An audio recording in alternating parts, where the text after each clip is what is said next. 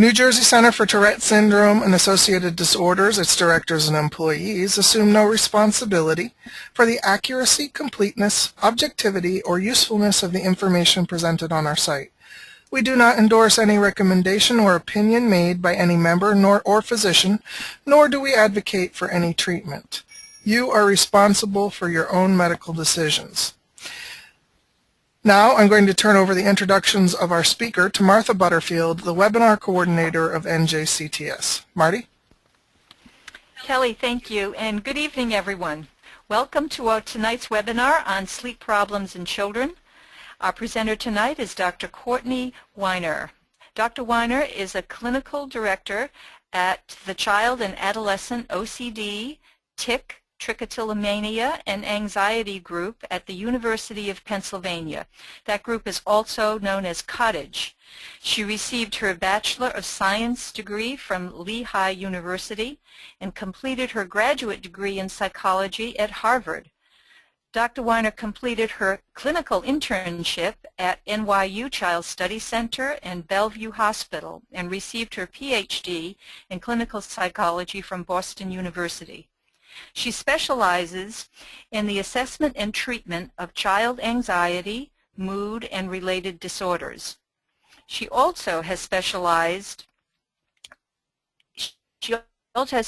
training in the treatment of children with co-occurring anxiety and sleep difficulties.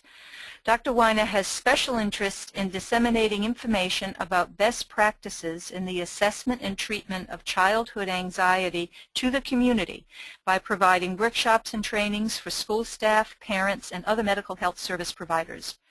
Her research has been published in a number of journals, including, among others, Child and Family Behavior Therapy, Journal of Consulting and Clinical Psychology, and the Journal of Behavioral Health Services and Research. Dr. Weiner, we are so pleased to have you join our webinar programming. And now, without further introduction, I'm going to turn tonight's presentation over to you. Oh, well, thank you for that warm introduction, Marty, and thank you all for taking the time out of your busy schedules to join us this evening. So what we'll be doing this evening is discussing tips for developing better sleep habits in children and teens. And we'll also be addressing nighttime fears that commonly occur in children and can get in the way of a good night's sleep. So as for the agenda for tonight, first we're going to be discussing important facts about sleep. And then I'll go on to discuss common sleep problems that we see in teens and children. And then I'll talk about creating healthy sleep habits in children, teenagers, and even adults. And then lastly, tackling nighttime fears that we commonly see. So first I want to provide some important information about sleep in childhood and adolescence. And really first, what is the purpose of sleep? Well, unfortunately, no one fully understands it quite yet, but it does seem to serve several important functions. And we really view it as a power source that keeps your mind alert and calm. So it really recharges the brain's battery. It increases attention span. It's really important for learning, and it's also very important for memory consolidation. And we also know that it's really important for physical health and development. So it keeps the physical body healthy and the organs healthy. It really serves a restoring and reparative function for our organs and our muscles. And it's also important for growth. Since the growth hormone is primarily released at night, children who are chronically sleep deprived may fall behind the growth curve, which is clearly very problematic. And research suggests that getting less than the recommended amount of sleep has short-term and long-term consequences in many key areas. So quality of sleep impacts children's academic performance, so how well they're doing in school, their social performance. We see kids who have inadequate sleep having much poorer social relations. And it also impacts physical health, as I said before, and one's immune system. We also see many behavioral problems that can occur when kids are chronically sleep deprived. So we might see more hyperactivity, irritability, oppositional behaviors, and inattentiveness. So things that can even look like ADHD in school are common. And lastly, sleep problems in one family member usually impacts the entire family. That's especially relevant if a child is sharing a room with a sibling, and so that sibling isn't getting much sleep either. So you can see how it's more problematic on a larger scale. There also seems to be a reciprocal relationship wherein emotional problems disrupt sleep, and then inadequate sleep can really exacerbate anxiety and mood issues. And I'm sure that you guys have all had situations where you didn't get a few good nights of sleep and you were feeling more irritable, you were more moody, and maybe you were feeling a little bit more on edge. So chronically, this can be a big problem for kids.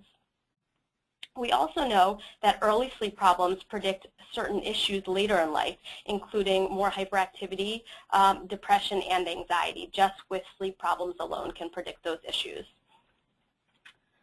But despite how important we know sleep is, many children are chronically sleep deprived.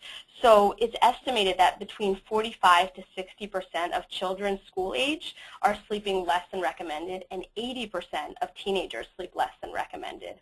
And you know, it's a very hectic world, and it seems to be getting more and more hectic as the years go on, with increasing academic demands, larger homework loads. I have so many of my patients saying that they have hours of homework a night, and their parents are telling me that they're not exaggerating. And then just more and more activities after school, which we want kids to be doing, but it does create a lot of pressure on them, and sleep is usually one of the first things that goes. So let's talk about how much sleep people actually need. And first of all, sleep needs really vary from person to person. So some people can get by on 5 to 6 hours and really be okay, while others require 8 to 9 hours to be fully rested. And sleep needs also seem to change as people grow and develop. The only thing we really know for sure is that the 8-hour rule does not apply to children, so that is simply just not enough sleep for children and teenagers. So here's a graph which really shows the recommended sleep needs by the medical and developmental community. So for newborns, so 0 to 3 months old, approximately 16 hours per day are necessary, and there's really no discrepancy between day or night. And as they go into infancy, so 3 to 12 months of age, total sleep time goes down to about 14 hours, and that's 10 to 12 hours at night and 3 to 4 hours during the day. Toddlers age 1 to 3 years, it drops down to approximately 12 hours total, and that's usually 10 to 12 hours per night, and usually down to 1 nap by 18 months of age. Preschoolers age 3 to 5 years require about 11 to 12 hours per night, and napping starts to fall off at that point. And school-age children, so the 6 to 12-year-olds, require about 10 to 11 hours. And lastly, teenagers need about 9 to 9.25 hours, which usually when I tell the teenagers that I see for therapy, they're pretty floored by, because they were all thinking that they needed 8 hours. So as you can see, though, these yellow lines show how much sleep children are actually getting. So really, even starting in the toddler years, they start dropping off. And by school age, they're only getting on average 9 hours per night, when we know that they need 10 to 11 hours. And then adolescents are only getting 7, which is about 2 hours less than recommended. So you can see that this is very problematic on a larger scale. So healthy sleep requires really 4 active ingredients. And the first ingredient we already discussed, which is a sufficient amount of sleep, which we know that there's a big issue with that already. But the other things that they need are uninterrupted or good quality sleep, the proper number of naps for one's age, and also a good sleep schedule that's in sync with natural biological rhythms. And speaking of biological rhythms, let's discuss the sleep-wake cycle for a moment. So our sleep-wake cycle is controlled by something called our biological clock, or our circadian rhythm. You might have heard that phrase before. And a circadian rhythm is basically a 24-hour rhythm that's driven by an internal clock in humans. But it's also really interesting because it's been observed widely in plants, animals, even fungi. So a lot of humans and other organisms seem to show these 24-hour cycles. And they seem to just be built in naturally. But they will adjust to environment by external cues, things like light and noise level. So the circadian rhythm really seems to be regulated by the sun, so that we're awake when it's light and sleeping when it's dark. And how the sun seems to do this is that it inhibits melatonin production in our brains. So when the sun goes down, melatonin is released into our bodies, making us feel sleepy. But when the sleep-wake cycle isn't working properly, our sleep can be extremely disrupted and it can impair our daily functioning quite a bit. But the good news is that there are many things that we can do to reset our biological clocks and get our sleep-wake cycles back on track. So what are some of the warning signs that your child is sleep deprived? First, you might see a difficult time waking up for school. And this is a little bit different than your typical teen pushing the snooze button once or twice. I'm talking about significant drowsiness and a chronic difficulty waking up that's become really problematic within the household. We might also see a lot more sleeping in on weekends. And again, this is something that we typically see often in teenagers. But sleeping 2 or more hours when they can, like on vacations or weekends, and looks like they're trying to catch up on sleep is usually a sign of inadequate sleep during the week. Excessive napping is another sign of sleep deprivation. So children really aren't programmed to take naps after preschool. And if they are chronically and frequently taking naps, it's likely that they're not getting enough sleep at night. A nap here and there every once in a while is really not problematic, especially for people who don't have sleep difficulties. So we're looking for more of this kind of intense frequency of naps. And also falling asleep in school or other times when kids or teens should be awake. So during homework time or at the dinner table, they're starting to nod off. These are all signs that they're really sleep deprived. And lastly, mood changes. So if you notice increased crankiness, irritability, this could be a sign. And children may also just become more lethargic and appear sad or down. Notably, however, you may also see the opposite and notice activation such as hyperactivity or even giddiness when they're overtired and really sleep deprived. And teachers can also be a valuable source of information about children's sleep, since many of the signs of inadequate sleep often present during the day, so when children are most likely at school. So these include frequent tardiness. So this could be a result of many things, but one is being a difficulty waking up chronically. They're having trouble getting to school on time. I have many patients who are late several days every year because of this issue around sleep and around just having so much conflict around getting up in the morning.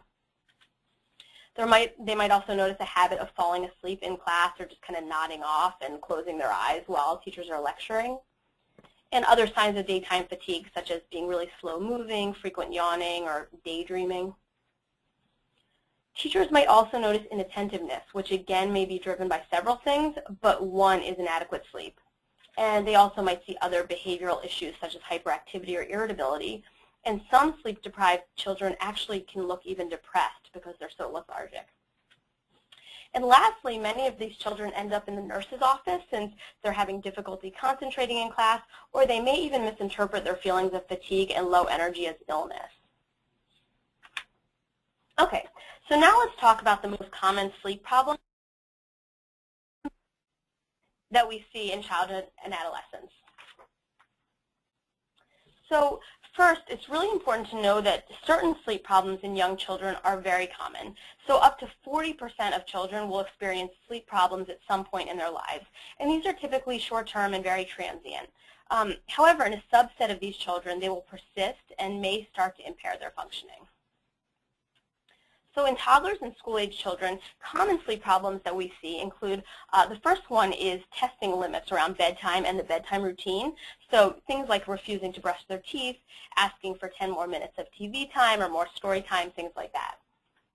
We also see a lot of fears around bedtime. So a fear of the dark or fear of monsters under the bed. These are all quite common in childhood.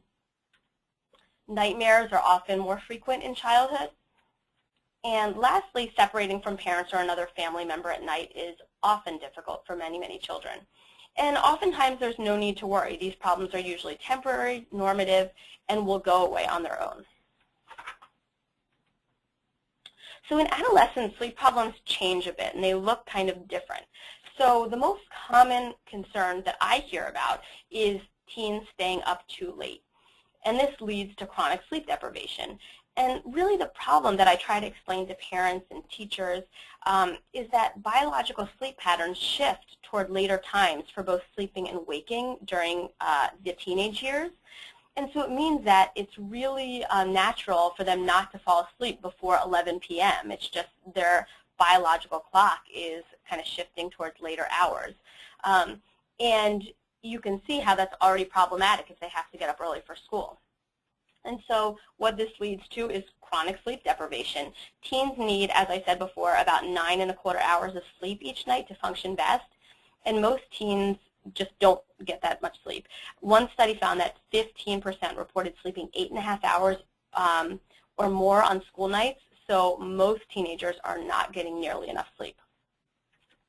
And all this ends up leading to irregular sleep patterns. So they're typically staying up late and then sleeping in late on the weekends, and this can affect their biological clocks and hurt the quality of their sleep. And there's really this myth of making it up on the weekends, which actually just gets them more out of sync with their natural biological rhythms. And the other thing is that we see a lot of napping returning during the teenage years, and while it helps them catch up a little bit on sleep, the problem is that it sets themselves up for not being as tired at night when they should be going to bed and keeping this irregular sleep pattern going. And lastly, for adolescents who are really stressed or prone to anxiety, insomnia can also become a problem. And this includes difficulty initiating sleep, maintaining sleep, or even early morning awakening in some teens. Okay, so what can we really do about this issue? Luckily, there are many ways to create better sleep habits, and really often quite quickly within a matter of weeks. So there are some key ingredients to improving sleep, and these are listed on your screen now. So they are behavioral monitoring, and this is about you and your child learning how to monitor their sleep. There's sleep hygiene, which means setting up sleep and bedtime guidelines that will increase the likelihood of a good night's sleep. Next, there's positive bedtime routines, and this is all about developing a consistent bedtime routine that includes enjoyable, calm activities. Next is graduated extinction and reinforcement. And these are techniques, I'll go into them a little bit later, but it's things to reinforce and reward appropriate bedtime behaviors while ignoring inappropriate bedtime behaviors. And lastly, coping skills. This is really all about teaching children how to manage anxiety and soothe themselves at night so they can sleep more independently. Okay, so let's start with monitoring. And really, what is the purpose of monitoring sleep? There's actually several purposes. So the first is that it helps you both recognize and understand your child's sleep problems in much more detail. And this will just be useful for you guys, you and your child, but also this could be useful if you want to discuss sleep issues with a pediatrician, a therapist, or other sleep specialist, because without fail, they will ask you to monitor your child's sleep for a week or so before coming in. So this can help you do this already. It can also help you identify patterns that may be contributing to sleep problems, such as frequent trips to the bathroom at night, or if there is frequent nighttime wakings and those kids are coming into their parents' room whenever they wake up. So that's another pattern that might emerge. And lastly, monitoring allows you to track progress when changes are made. So this can be really gratifying if you make some small changes and you see that your child is getting better sleep. So here's an example on your screen of a weekly sleep diary that I use with patients. And this particular patient had difficulty falling asleep at night due to some chronic worry that was happening. So you can see that I collected some basic information about their bedtime, the amount of minutes it took to fall asleep, number of night wakings, wake time, and any comments about the night. And that comments section is really important because I see that it took 45 minutes to fall asleep, which is much longer than the typical 15 to 20 minutes. And I see that in the comment section, they said they were worrying a lot about school the next day and also watching TV to distract themselves. So I'm collecting a lot of good information here. I can see from this that it took a long time to fall asleep. There was worries at night, and also there were some poor sleep habits in there, like watching TV to fall asleep and to distract from worry. And, you know, with any sleep diary, you can just collect other pertinent information that's relevant to your child, such as how many times did a child come into the parent's room at night, or how long it took to complete the bedtime routine. And so for younger children, parents are usually filling this out and with the help of their child. So maybe in the morning they're asking their child about how many times did they wake up that night, you know, any other things that came up that their child wanted to mention. But for teenagers, they can usually do this on their own, and they're usually a better reporter of these issues than a parent. But I often help my teenage patients with some problem solving, because the biggest issue we run into is them simply forgetting to fill this out. So we might put alerts on their phone, or we might leave the sleep diary right on their nightstand so it alerts them to filling it out every morning or every evening. Okay, so next let's talk about improving sleep hygiene. And first we should really define what sleep hygiene is. So many habits during the day and at night can impact how well we sleep. And what we eat or drink, daily exercise, the temperature in our bedroom, noise and light, and activities that we do before bed. These can all impact how well we sleep. And this is especially true for kids who experience sleep problems and are very sensitive to these factors. And that's why it's really important for parents to help provide some structure around sleep habits for kids who have sleep difficulties. So we're going to give them the best chance of getting a good night's sleep.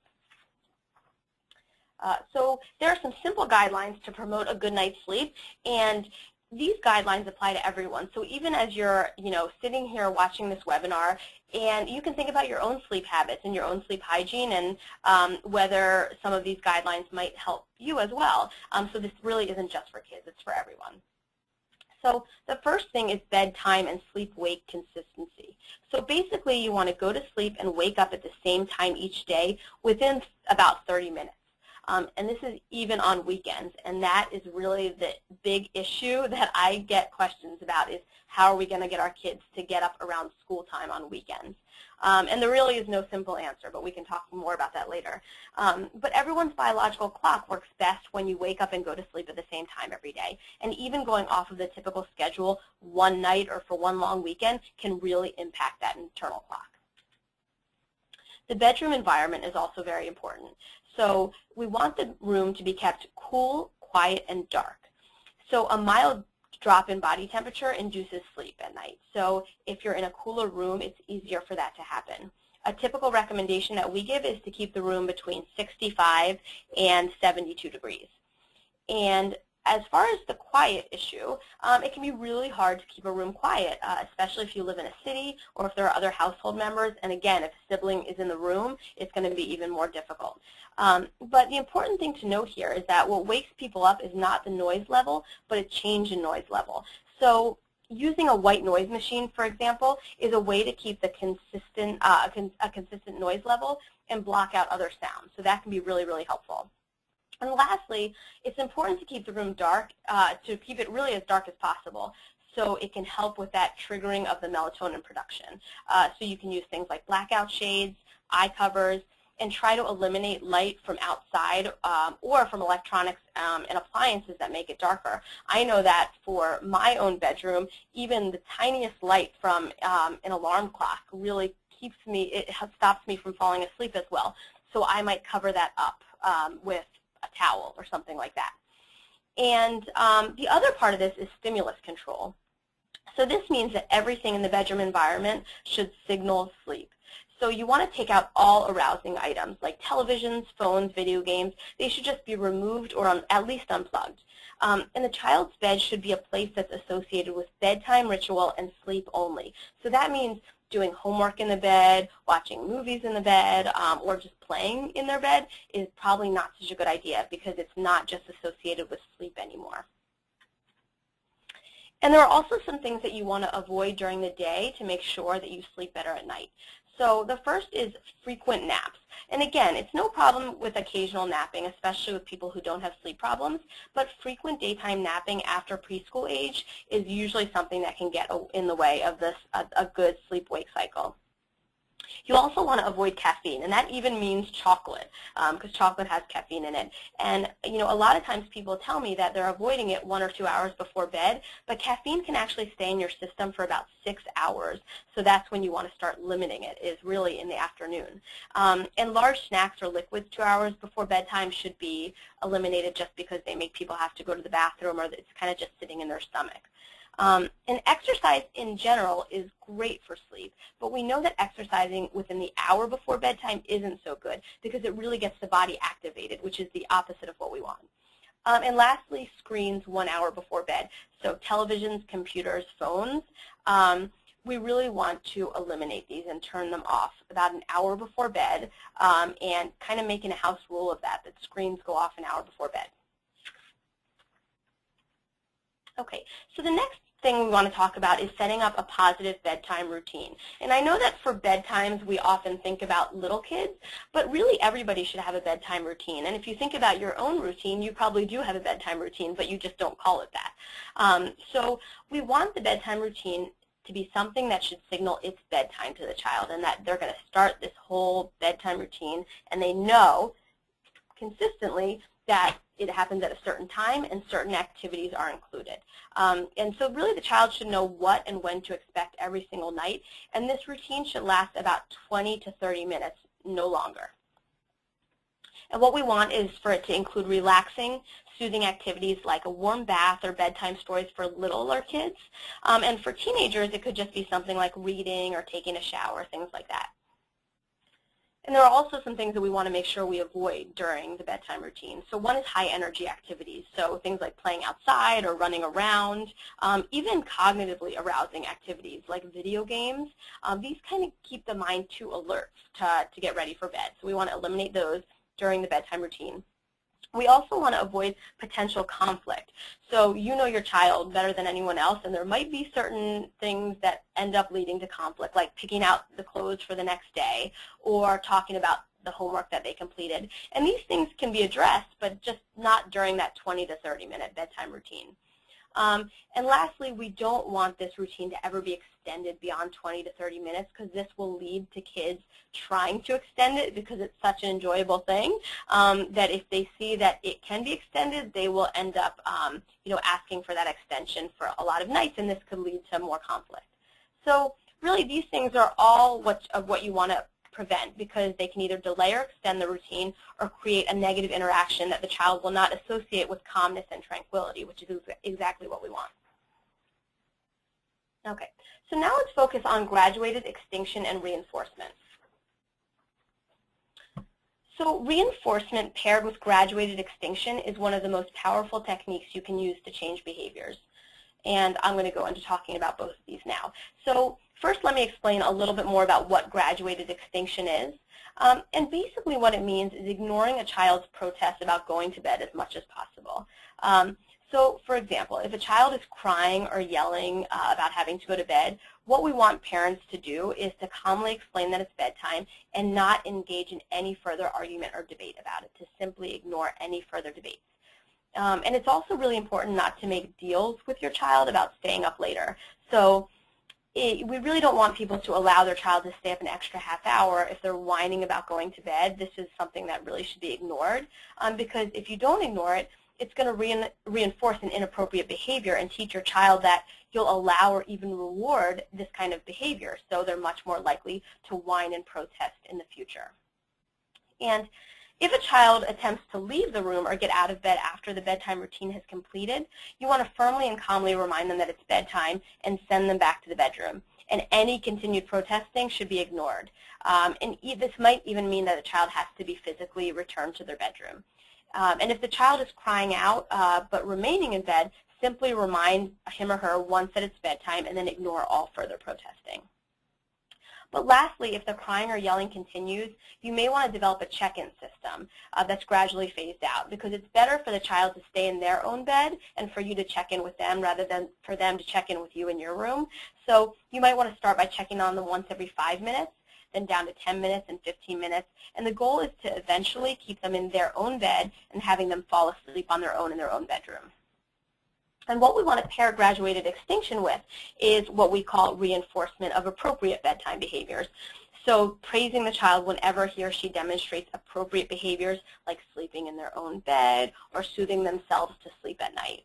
And you can use the principle that we often use, which is called shaping. So this means praising even small steps towards appropriate bedtime behaviors. So for instance, if a child typically gets out of bed several times at night, but doesn't on a particular night, even if they just get up one time less than they usually do, providing praise for this. And that's how they know that they are going to get more attention and praise for these positive behaviors that you're seeing. And basically, the general rule, if you have one takeaway here, is that whatever behavior is praised or attended to will increase, and whatever behaviors are ignored over time will decrease. So now let's talk about coping skills that can be helpful to manage or reduce nighttime fears. Ideally, what we want to do is give children the tools to handle their nighttime fears or their bedtime issues on their own.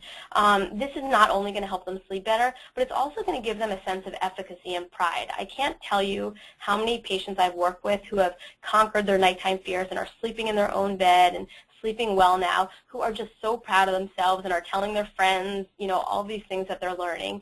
And they really just seem to have a lot of pride about doing this thing that they've been, struggling with for so long. But before we go into the coping skills, let's talk a little bit about the most common nighttime fears that we see in children and teens. So in younger children, a lot of the fears that I see are things about monsters, ghosts, now vampires and zombies seem to be really prominent. They might even have worries about robbers breaking into the house, separating from their parents, or fears of the dark. And in older children and teens, they tend to demonstrate more realistic worries. So anxiety about school, tests coming up, their peers, the future, or things going on in their family, or even the consequences of not being able to fall asleep. We see a lot of teens worrying about how that will impact their daytime functioning. So now that we know the most common fears and worries, I'm going to walk you through several different coping skills that you can use to reduce them. And these are exactly the coping skills that I teach all of my patients who have sleeping problems, and their anxiety and worries tend to impact how they sleep. So these include detective thinking, coping thoughts, relaxation training, gradual exposure, and self-soothing. And I often tell kids that I'm going to give them what we call like a nighttime or anxiety toolbox with lots of different tools. And some are going to work better for some kids, and some are not going to work at all for some kids. But what I think is most important is for them to try all of them out and really see what sticks. And even if it's only one or two things that really help them, that might be enough to get their anxieties and worries and their bedtime problems under control. So first, let's break down anxiety into its three parts. And I do that with every patient who comes in complaining of fears or anxiety. So this makes it feel more manageable and helps identify what exactly is causing or maintaining a cycle of anxiety or nighttime fears. And the three components here are thoughts, what you're thinking about, feelings, and this can be emotions and physical feelings in your body, and behavior, so what you do as a result of your anxious thoughts and feelings. And you'll also notice on this screen that there's double-sided arrows between the components. And this illustrates that they're all really closely connected and influence each other quite a bit. And in some ways, this connection is unhelpful because that means that they can become a very vicious cycle.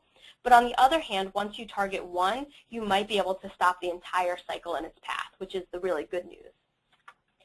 So let's go through an example together. So a really common situation is sleeping alone in the dark is very anxiety-provoking for a lot of kids. So let's say this child that we're talking about in this example is really nervous about sleeping alone in their bedroom, especially when all the lights are out. So they might be thinking to themselves, oh my gosh, what was that noise, if they hear anything, or, oh, there's a monster in my closet, especially for young kids, that's pretty common. And if they're having these anxious thoughts, they might feel scared and tense, but they might also notice physical feelings in their body, like an increased heart rate or feeling restless and on edge. And as a result of these anxious thoughts and feelings, most kids have difficulty tolerating it on their own, so they might cry out, they might go into their parents' room, but just generally they're going to try to avoid what it is that's causing all this anxiety for them, which is their bedroom at night. So what we want to do is we want to give kids skills for each of these different components. So for the thought component, we use something called detective thinking, and we also give them coping thoughts, which I'll go into in a minute. For the feelings component, we teach relaxation techniques to calm their bodies down. And lastly, for the what I do part, we teach kids to self-soothe and also gradually face their feared situations, which is really the opposite of avoidance and what we want to teach them. So let's start with anxious thoughts. So the first important thing to teach children is that thoughts are not always accurate. And this is something that even adults, have issues with in the beginning. And if we're worried about something in the future, this is actually just guessing, and it's not necessarily true. And in life, we're really not used to evaluating our thoughts. I mean, children and adults alike. We often accept them as truth because they're our thoughts. And when we have frightening thoughts, this can really start the whole cycle of anxiety. So thoughts alone can elicit really strong emotions, and that's precisely why it's so important to think about our thinking. That's one of the key things that we teach children and teens, is to think more about our thinking. So I'm going to go through an example with this picture of this dog you see here. So I want to show you how thoughts can influence how we feel. So I want you to just take a moment to look at this picture, and I want you to picture yourself in a park and think about running into this guy at the park. He sees you and he starts running over to you. And I just want you to notice in that situation how your body might feel. So for some of you, you might see this cute little fellow and you might think to yourself, oh my gosh, he's coming over to play. And as a result, you probably feel calm, you feel happy, you might even feel excited to have a dog to play with in the park. On the other hand, some of you might think he's coming over to harm or bite you. You might even be reminded of a time that you've gotten bitten by a dog in the past when you were younger and you're worried about this happening again. And as a result of this thought, you'll feel panicked and fearful, which is totally understandable. And the purpose of this exercise is to realize that there are many ways to look at the exact same situation. And how you think about a situation is really going to impact how you feel and then also how you behave. So what can we do about this? How can we address these anxious thoughts? First, we want to teach kids to figure out whether their fears or worry thoughts are accurate or not.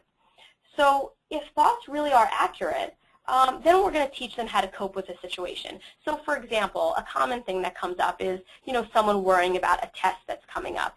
And if it turns out they really haven't prepared for this test at all, that worry thought might be accurate. And so we're going to take a more problem-solving approach to this. We're going to teach them how to avoid this situation in the future and prepare better. But if it turns out that a thought really isn't that accurate, we're going to try to identify a more realistic guess. So an example of this is if there's a noise outside and a child immediately thinks that this is someone breaking into the house. We know that there are many alternatives to look at this situation, and most of them aren't that negative. Like it might be a branch brushing up against a window. So if a thought is not that accurate, we want to come up with a more realistic guess. So what we do is we teach kids to act like what we call thought detectives.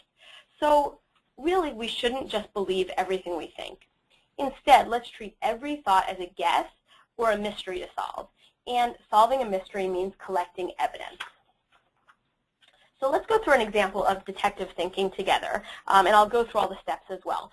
So the first thing that you want to identify is what the worry, thought, or fear is. And as simple as this sounds, a lot of kids, teens, and even adults have trouble identifying exactly what they're worried about. They just notice this overwhelming feeling of anxiety. So really figuring out what the situation is helpful. And next, we want to look for evidence. So just like any good detective would, you would look for evidence for and against the thought. And then based on this evidence, what's the most likely outcome? And lastly, can you cope with that outcome? So now let's go through an example. So let's say a child is worried about a monster in their closet. So what's the evidence for the worried thought? And usually I just ask the child what their evidence is. So they might say, well, they feel scared, and they did hear some strange noises, and maybe they've also seen movies about monsters, so they know that there are such things as monsters. But what's the evidence that the worry thought may not be so accurate? And this is one that you often have to help them in the beginning pull for the evidence that might not be as accurate. So, well, we might ask them, have you ever seen a monster before? And they might say, well, no. And have you ever heard of anyone else seeing a monster in their closet? And probably the answer would be no to that, too. And then maybe the movies they saw were cartoons, so those monsters weren't really real. So based on this evidence, what is the most realistic outcome? And that noise is probably just a branch outside, not a monster. And could you handle the most realistic outcome? And, we would hope a child would say, yes, even though I feel anxious, I'm actually safe in my house and there is no monster in the closet. And in addition to detective thinking, we also teach kids to talk back to their fears using something that we call coping thoughts. So this is often a helpful strategy, especially for younger children who are a little bit more concrete and don't fully grasp the detective thinking skill, especially for that looking for evidence might be a little bit too difficult. So what we want to do is not be unrealistically optimistic. So I never say things like, don't worry, everything will turn out perfectly, because that's not necessarily true. It's more important to focus on one's capability to handle difficult situations. So for example, we'd rather kids say to themselves, even if I'm feeling anxious or things don't go perfectly, I can handle the situation, or I won't let my anxiety or fear win. And sometimes we even have children choose a character that represents their anxiety and give it a name. And this can make it a little bit more concrete and really something to boss back. So they might choose a character from a movie or a book they like, or they might even create their own personal anxiety monster that they can talk back to. And kids usually love this because they get to create something that's really individual and it's kind of fun as well for them. So now let's talk about the feelings component of anxiety. So for many people, especially those with anxiety, they experience worried thoughts at bedtime. And this is simply because there's not a lot of other things to focus on, and that's when your mind can really run wild, when you're just laying and have nothing else to focus your mind on, and those worries start kind of going out of control. So this can start to keep someone really alert and awake, and their bodies just feel really worked up and tense. And so one of the strategies that we teach people to relax their bodies is something called progressive muscle relaxation, or PMR for short.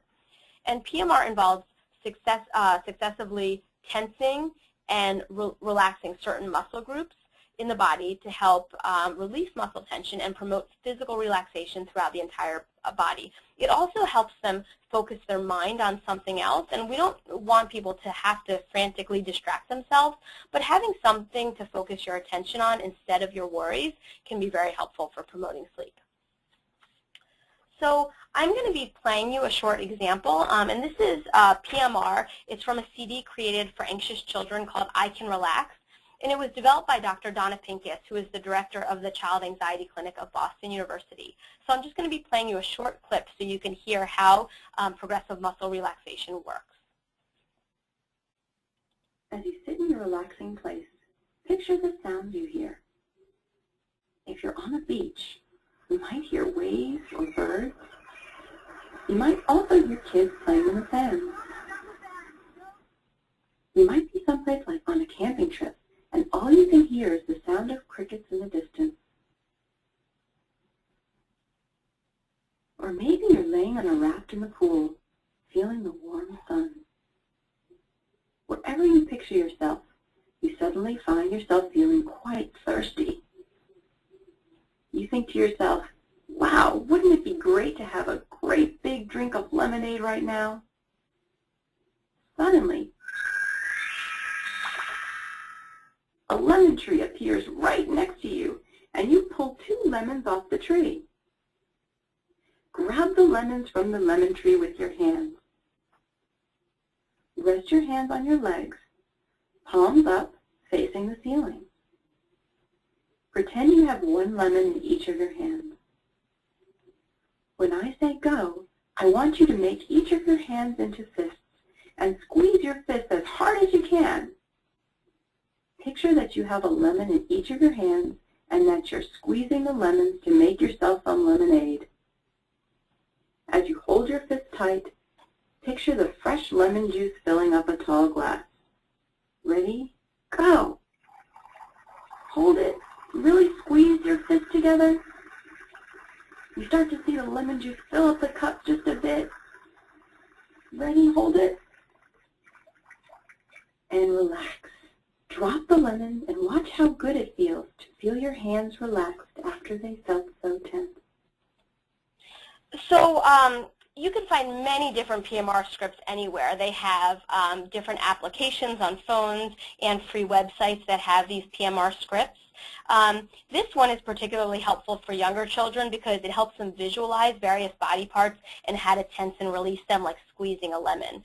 So that's why this one's helpful for younger kids. But these really can be found anywhere. I have a lot of patients, teenage patients, who will download something on their phone and will then use these at night to listen to and to fall asleep to.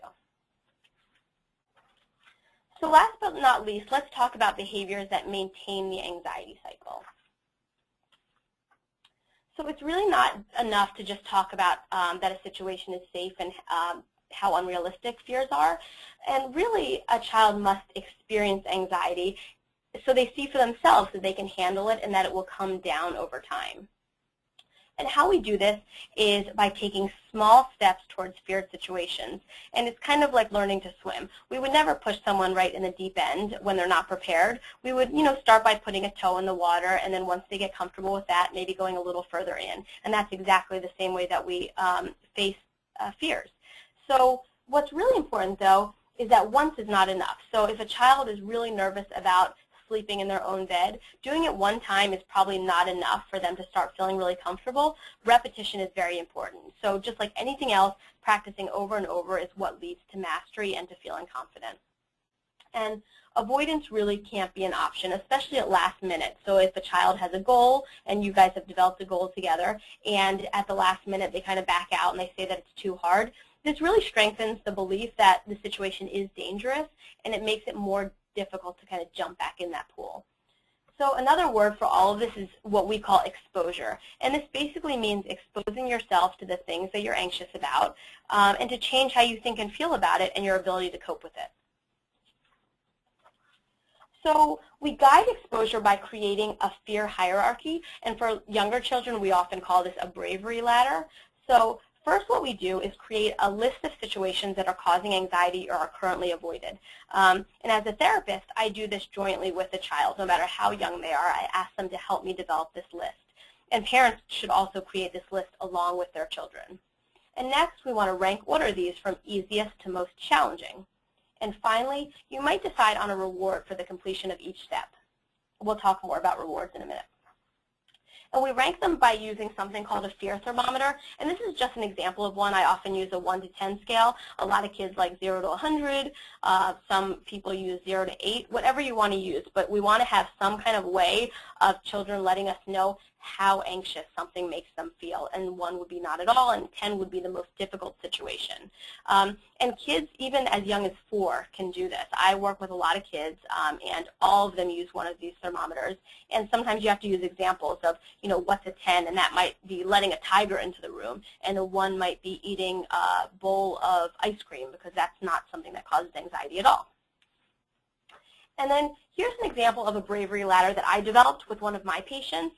And this child happened to be nervous about sleeping alone, and she was sleeping in her parents' room every night. And so we knew that the ultimate goal was for her to be in her own bedroom with the lights off and the door closed. So that was really the number 10 on her bravery ladder. But we started at number 1. And number 1 was her parents sitting on her bed until she fell asleep, because we wanted to transfer all of this to her bedroom since she was initially in her parents' bedroom. And we just kind of worked our way up the hierarchy. And this patient in particular, it took about 7 weeks to get from 1 to 10.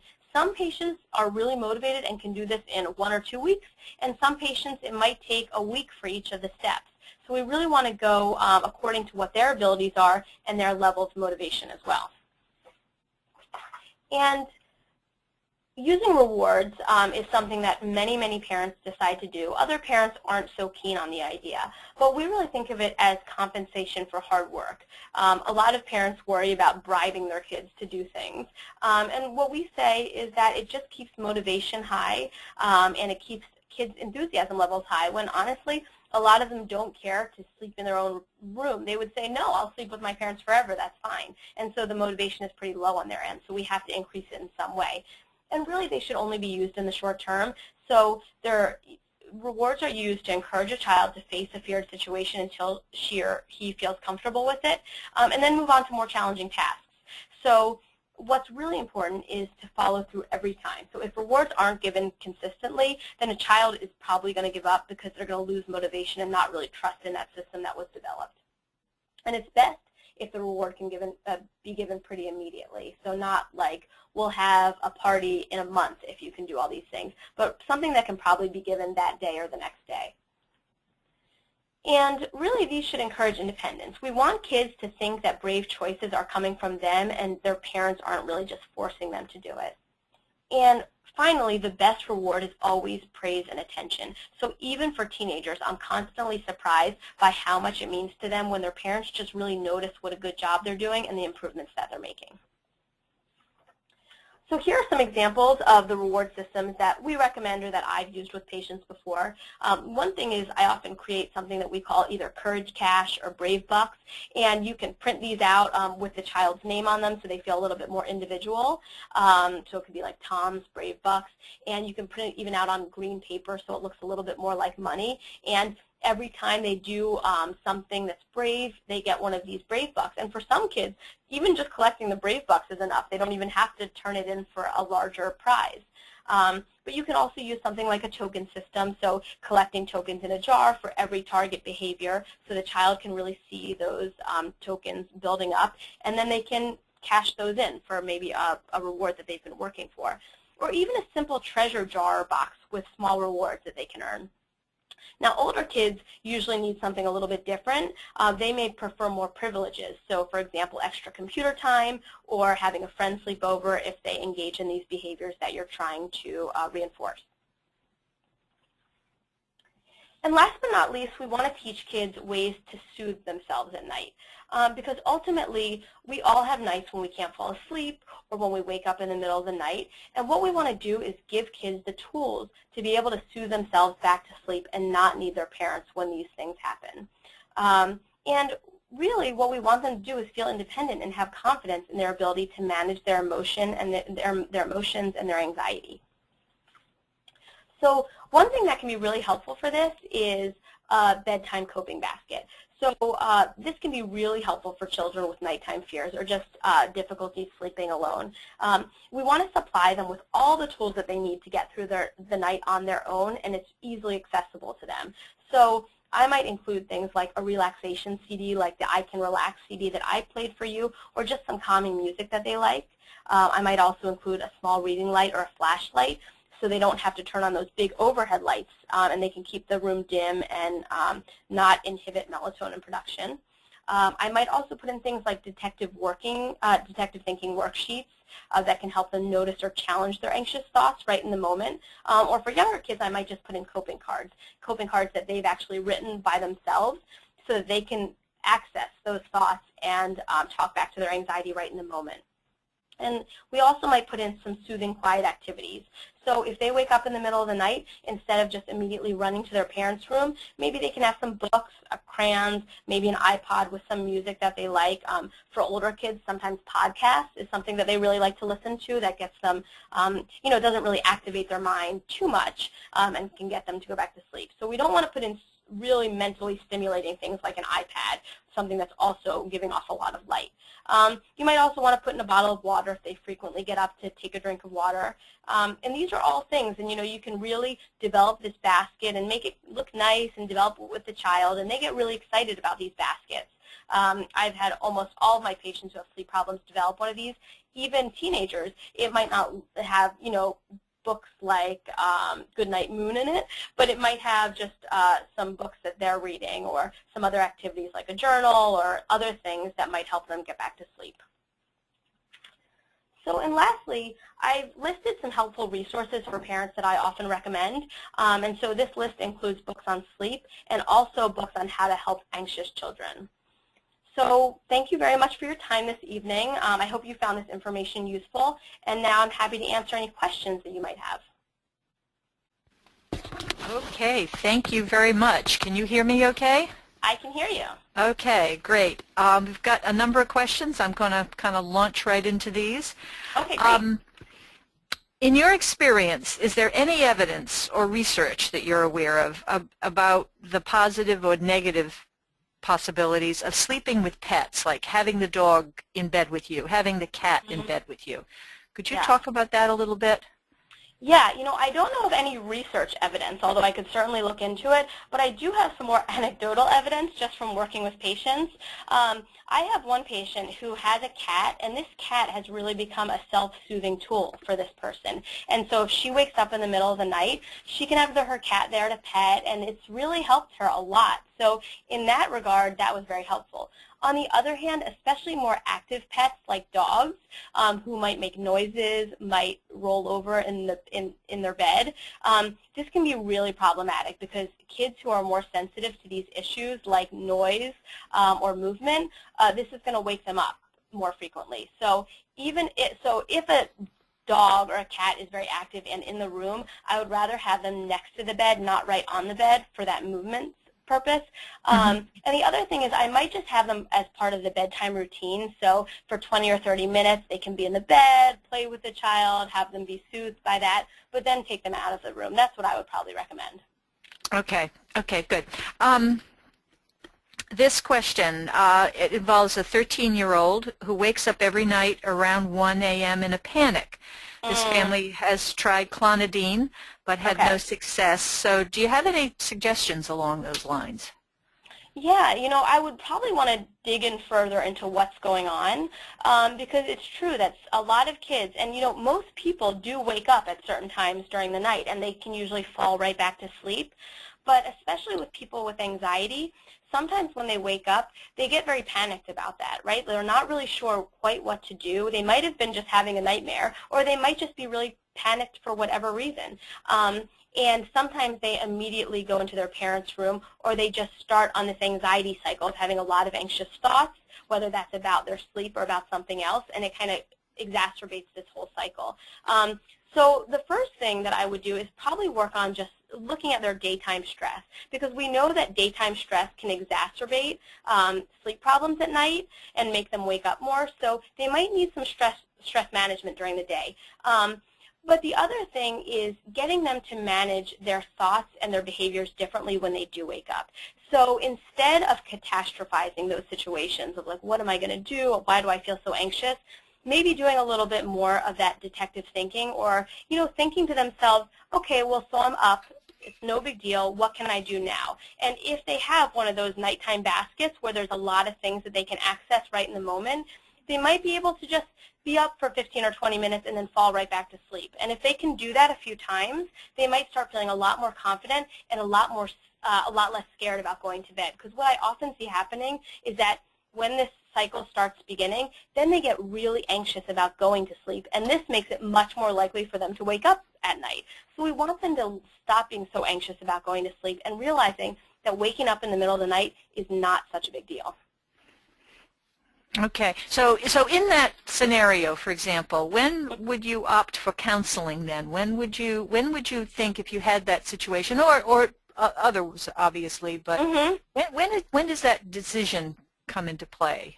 Yeah, that's a great question, often kind of difficult to figure out. But what I usually tell parents is that if a problem persists, so it becomes chronic, right? It's going on for more than a couple weeks, and if it starts interfering in daily life, that's when it's probably time to see a professional, because there might be some really simple solutions that they give you, or it might require something more. So it might be just kind of implementing some of these better sleep habits or sleep hygiene, or it might require an overnight sleep study to rule out other problems like sleep apnea. So I would say that you want to look for problems that persist more than a couple weeks, and those that start interfering in daily life, like they're very tired at school, or they're having a lot of anxiety during the day about going to sleep at night.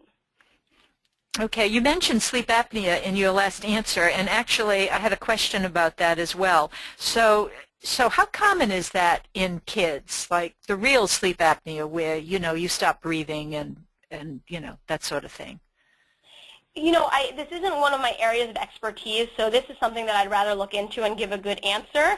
But there are definitely kids who have sleep apnea, and I've visited sleep centers before where several kids came in and they did have sleep apnea. It's certainly not as common as it is in adults, but it does happen, and especially it can be an issue with obesity. That's when we might see it more commonly occur. But if you're seeing a lot of signs of daytime sleepiness, that's when you might want to rule out something like that. And those can only be ruled out by going to an overnight sleep study at a sleep center.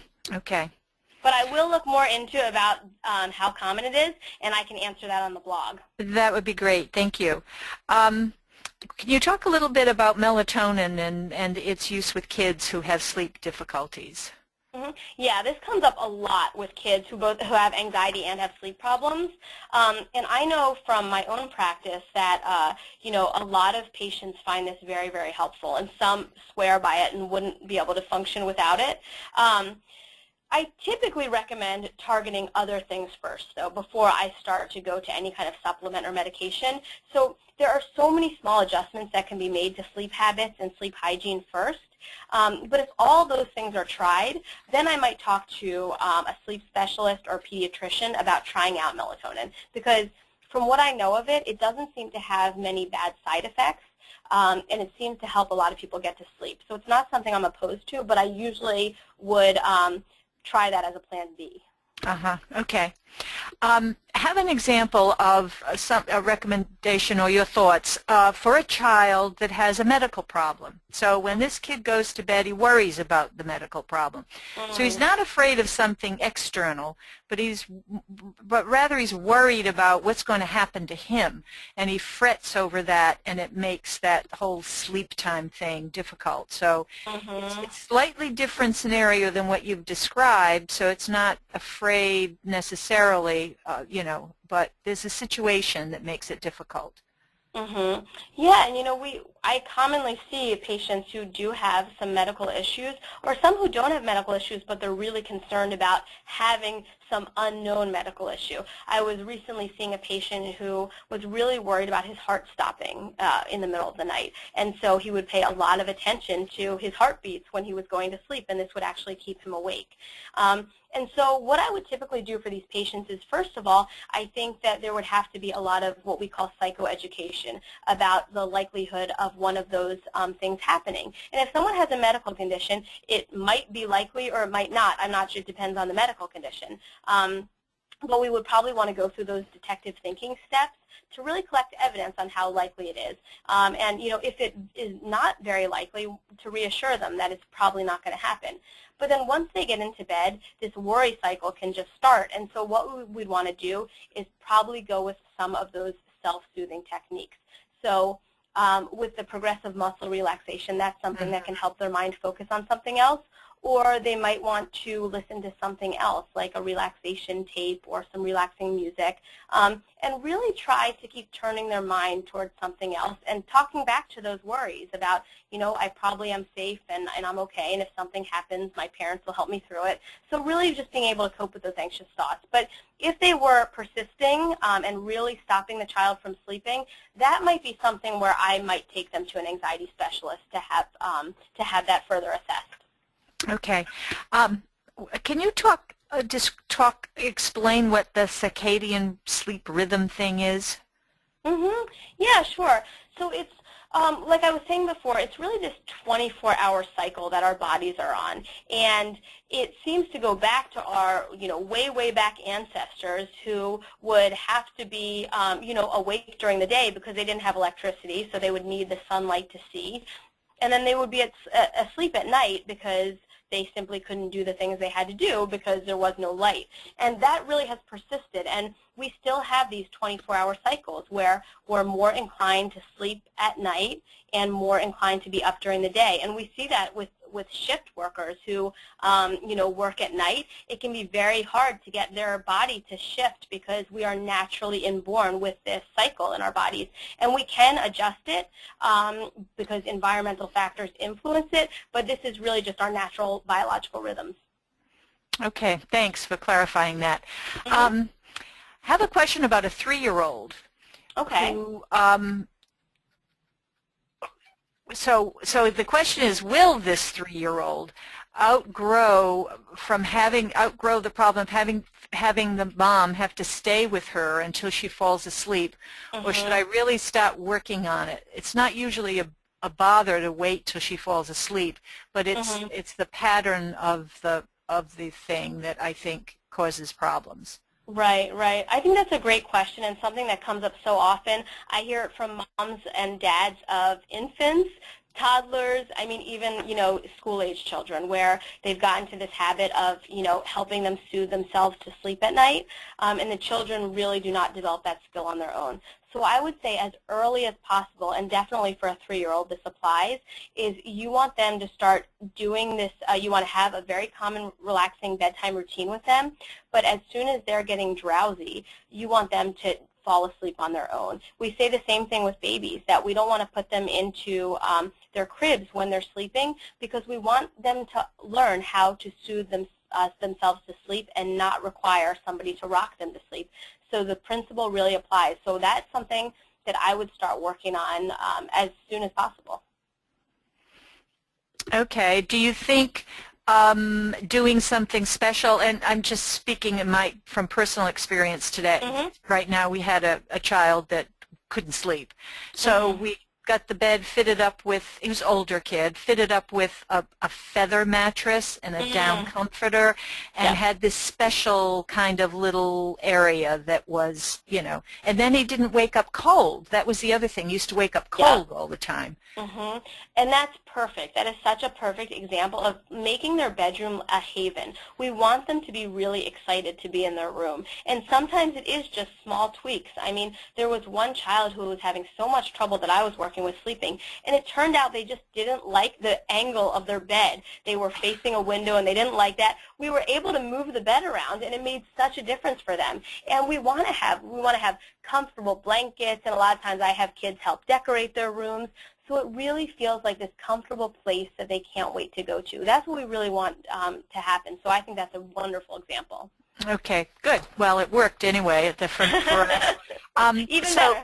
Even better. What about teens or young adults with ADHD who say that they are most calm and productive at night and have little motivation to change that? Yeah, it's an issue for sure. And I hear, because I work with a lot of patients who have co-occurring anxiety and ADHD, and I do hear this a lot. And they like to burn that midnight oil because that's when they feel most alert. And I think a little bit of that is a myth. I think that they've gotten into patterns where they're more awake at night because of patterns they've gotten into, that they might be napping right after school and then they are more alert at night. And so what I want them to do is first test out that hypothesis. And if we get them on a really good sleep schedule where they're waking up early, going to bed a little bit earlier, do those things change a little bit? And also, a lot of times it's about procrastination, and it's hard to focus maybe right when they get home to do their work because they're, kind of burned out from school, and the last thing they want to do is homework right away. And so usually I'll just help with some problem solving around that, about structuring their day in a way that, they don't have to start homework right away. Take a small break, have a snack, talk to your parents, but then, do homework for a few hours before dinner and take some structured breaks. So if they're feeling, a little unfocused, at least they, can take a small break to call a friend or, go on the computer for a few minutes so it can help them stay focused. And then really reserve that hour before bed to start winding down. I really can't emphasize that enough, how important that is. And I think a lot of times with teenagers, what they want to do and what they should do are very different, and we really have to give them education about how this is impacting their performance in school and in many other areas. Well, good luck with that. Yeah, I know, really. We've gone a little over, but I want to ask one more question, and then we'll wrap it up there. And this one, I think, is a kind of a common problem that parents experience with kids. So this is a younger child, I'm assuming, but the child is afraid to go on sleepovers because of these nighttime fears that they have. So how do you get your kid to be willing to experiment with that? Yeah, this is a great question and something I see so much with the kids that I work with. And I see a lot of ambivalence in them because they kind of get excited about going on these sleepovers, but they also feel unable to do it. And so this is a really big deal, especially as they start getting a little bit older, and this becomes really common for kids to do sleepovers. So, even for kids who don't have nighttime fears, this can be a really big step for them. And what I think that I would do in this situation is, again, just like that bravery ladder that I showed you before, I would create a bravery ladder for this and build up their skills in this area of sleeping away from, like further away from their parents and managing some of those nighttime fears on their own. So the first thing I might do is have them have a sleepover at home first. And then maybe another one that's a little bit further from their parents. So maybe they're sleeping in the basement with their friend or in the backyard camping out if it's the summer. So they, again, their parents are close enough that they can go to them if they need them, but they're starting to practice pulling away a bit. And then we might start with safer sleepovers, like sleeping at a grandparent's house or a cousin's house, and they get 1 or 2 phone calls to their parents, and then phasing those out, and then working up to it. So these are things that at each step they're going to develop more confidence. And again, I might also give them some of those coping tools, you know, some of those coping cards that they say, you know, I'm safe here and I'm going to do okay, I'm going to be so proud of myself, and things like that. And I would also definitely give them some kind of reward. Maybe that's just praise, or maybe that's some other kind of reward, like you know, choosing their favorite dinner that night if they're able to accomplish these goals, because these are really big steps. So you're suggesting then that you do a sleepover that's close, like in the house or in the backyard or something to start with. Okay. Always start small, because if you start big, it's really setting them up for failure. They're probably going to call that night, and you're going to have to pick them up, and then they're going to lose confidence that they're ever going to do this. So you want to, the first step should always be something that you're probably 95% sure that they can do. Mm-hmm. Okay, then thank you very much. I think we're going to end it here.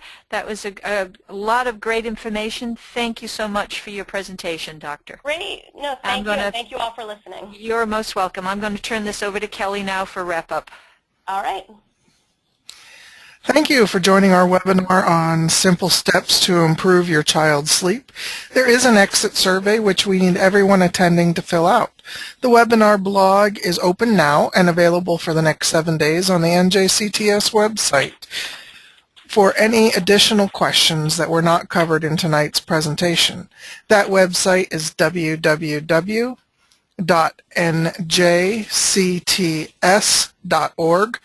Also, an archived recording of tonight's webinar will be posted to the site. Our next presentation, Creative Applications of Exposure Therapy and Habit Reversal Therapy, presented by Hilary Dingfelder, is scheduled for January 25th, 2015. This ends tonight's webinar. This is our final webinar for 2014. We wish you all a safe and happy holiday season and look forward to seeing you at our 2015 webinars that are posted to our website. Thank you, Dr. Weiner, for your presentation, and thank you, everyone, for attending.